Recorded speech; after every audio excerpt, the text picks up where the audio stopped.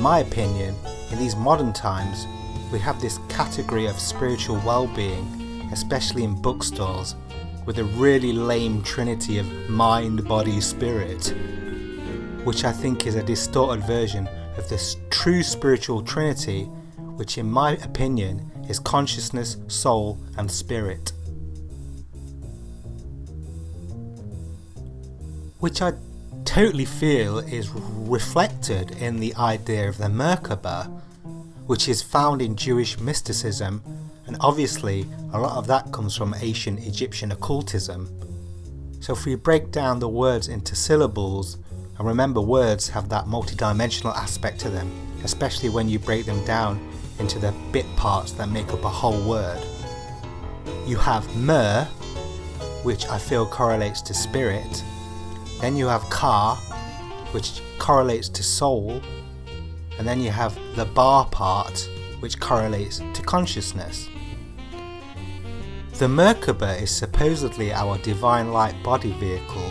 I guess you could also refer to as our electromagnetic field or auric field at its most heightened state, which is that quantum level of what makes us up as a being to manifest here.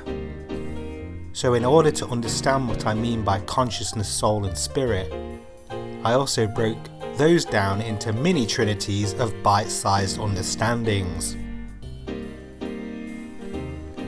So you have mer, which obviously if we cross-reference the word in other languages, that is the French word for the sea. You have mermaids, don't you? I believe all languages probably stem back to one symbolic language that has been diluted and bastardized through the generations. So sea is water, obviously, and water is very connected to spirit. You have spirit levels, don't you, which architects use for leveling structural materials. Also, you use distilled water in the fermentation process of alcoholic spirits, so there's that as well.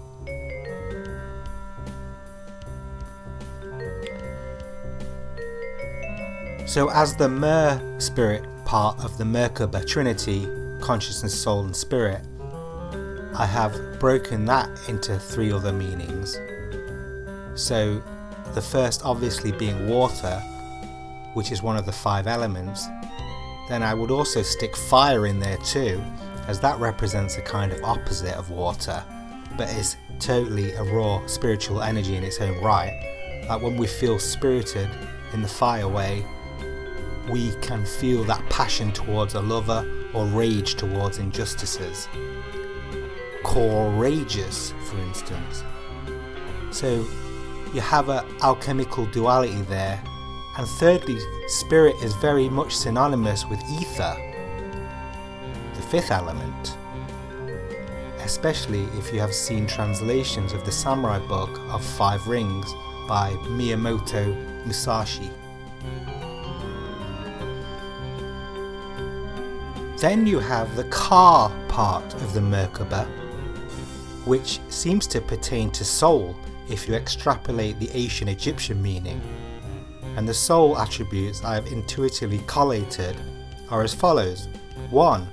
Intuitive knowing. 2. The light or sol, which is another word for the sun, which I think is very much connected to our soul, language and otherwise. And 3. Heart love. As they say, the heart is the seat of the soul, which I totally adhere to. So if it comes from the heart, it's your highest calling, in my opinion.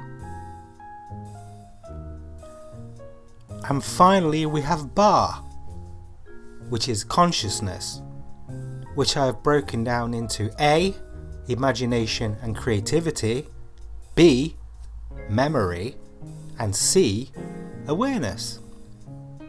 How can you argue with that? I mean, come on.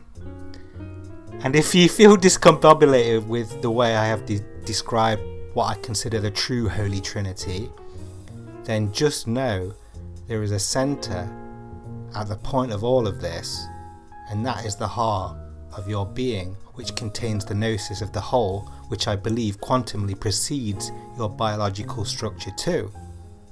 So yeah, this is how I make it make sense for myself, which I think everyone should do. Instead of having to remind myself of other people's writings, I hope it's been an inspirational podcast